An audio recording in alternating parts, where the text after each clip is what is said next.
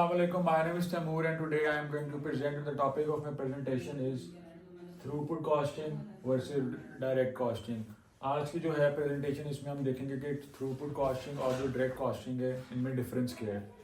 सबसे पहले हम ओवरव्यू लेते हैं. This presentation explores the fundamental principles, benefits and limitations of to prominent cost accounting methods, direct costing and throughput costing. We will compare their approaches and discuss how to select the right method for your business.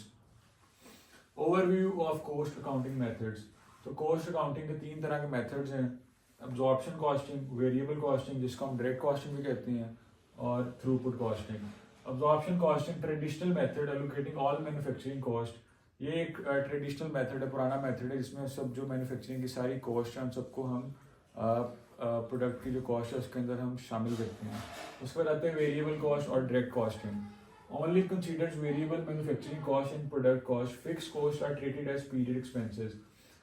इसमें जो fix cost होती है जैसे machinery के जो charges होती हैं या फिर लेबर की जो मजदूरी होती है और रेंट होता है आपकी बिल्डिंग का, उसको हम इंक्लूड नहीं करते प्रोडक्ट की कॉस्ट के अंदर. और उसके बाद आती है throughput costing. Focuses solely on direct material cost as the primary cost while labor and overhead are treated as constraints. Throughput costing के अंदर जो हम जो डायरेक्ट मटेरियल है, फॉर एग्जांपल एक प्लास्टिक की चेयर है, उसमें जो प्लास्टिक यूज हो रहा है वो उसका डायरेक्ट मटेरियल है, उसको सिर्फ उस प्लास्टिक की कॉस्ट को हम डिस्कस करते हैं और उसको इंक्लूड करते हैं प्रोडक्ट की कॉस्ट के अंदर. बाकी जो डिफरेंट कॉस्ट है, ओवरहेड्स हैं, उसको हम इंक्लूड नहीं करते. उसके बाद है डायरेक्ट कॉस्टिंग. डेफिनेशन एंड की principles. Variable cost, number one is variable cost. Direct materials, direct labor and variable manufacturing overhead are included in product cost. जो direct costing है उसके अंदर जो variable costs हैं उनमें आता है direct material, direct labor and variable manufacturing overheads. Second number is fixed cost. Fixed manufacturing overhead is treated as a period expense. जो manufacturing का overhead होता है, जो वो fixed cost होती है, उसको हम एक period expense की तरह ट्रीट करते हैं डायरेक्ट कॉस्टिंग के अंदर, और उसको जो प्रोडक्ट की कॉस्ट है उसके अंदर उसको इंक्लूड नहीं करते. Number 3 is inventory valuation. Inventories are valued at variable manufacturing cost. Advantages and disadvantages of direct costing. इसके जो एडवांटेजेस हैं वो ये हैं कि provides a clear view of contribution margin. कि जब हमने कोई प्रोडक्ट बनाना है तो उसमें कौन सी चीज़ कितना अपना जो है रोल प्ले कर रही है, डायरेक्ट कॉस्ट हमें वो क्लियरली बता देता है. ये इसका एक एडवांटेज है. Number 2 is simplifies decision making for short term pricing and production. हाँ, ये जो शॉर्ट टर्म की प्राइसिंग होती है इसके अंदर ही हमारी बहुत ज़्यादा हेल्प करता है और डिसीजन मेकिंग में हमारी बहुत ज़्यादा हेल्प करता है, और हमारे प्रॉफिट्स के अंदर इनको इंक्रीज करने में, हमारे टाइम सेव करने में हमारी हेल्प करता है. Disadvantages may not accurately reflect the true cost of goods sold. इसका एक डिसएडवांटेज है कि जो उसकी ट्रू कॉस्ट है एक प्रोडक्ट की उसको ये शायद नहीं बता सकता. Does not align with GAAP for external financial reporting. उसके बाद आता है थ्रूपुट कॉस्टिंग. अभी हमने देखा है डायरेक्ट कॉस्टिंग, अब हम उसके बाद देखेंगे थ्रूपुट कॉस्टिंग. सबसे पहले आता है डायरेक्ट मटेरियल्स. इसकी जो डेफिनेशन और की प्रिंसिपल है उनके अंदर सबसे पहले आता है direct materials. Only direct materials cost are included in product cost. जो हमारे डायरेक्ट मटेरियल की कॉस्ट है वही सिर्फ प्रोडक्ट की कॉस्ट के अंदर इंक्लूड होती है. उसके बाद आते हैं constraints. Labour and overhead are considered constraints limiting the production volume. And number 3 is throughput margin measured by the difference between sales revenue and direct material costs. Now we will discuss the advantages and disadvantages of throughput costing. Advantages. So focuses on maximizing throughput production volume to increase profit.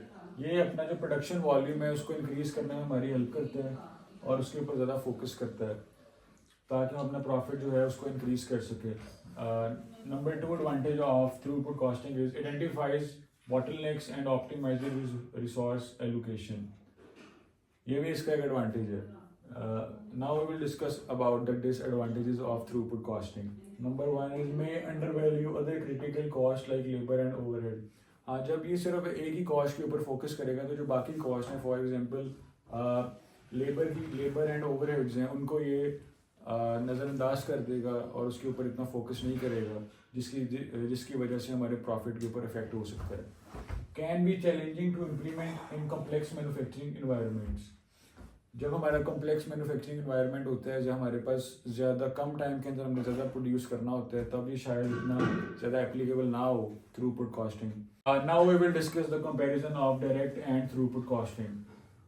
So direct costing, सबसे पहले जो इसका एक feature है product cost, इसमें कौन सी use होती है? इसमें यूज़ होती है वेरिएबल मैन्युफैक्चरिंग कॉस्ट. और जो थ्रूपुट कॉस्टिंग है इसके अंदर होती है direct materials cost only.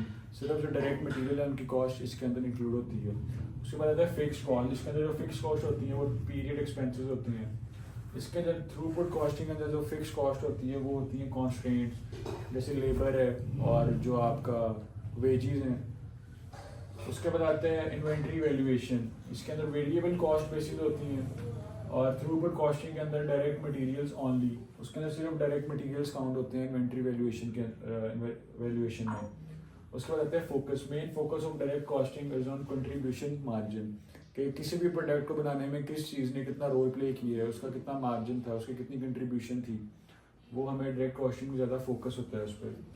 Throughput costing में फोकस ज़्यादा होता है थ्रूपुट प्रोडक्शन वॉल्यूम, कि हमने अगर प्रोडक्शन का वॉल्यूम है उसके ऊपर थ्रूपुट कॉस्टिंग ज़्यादा फोकस करती है.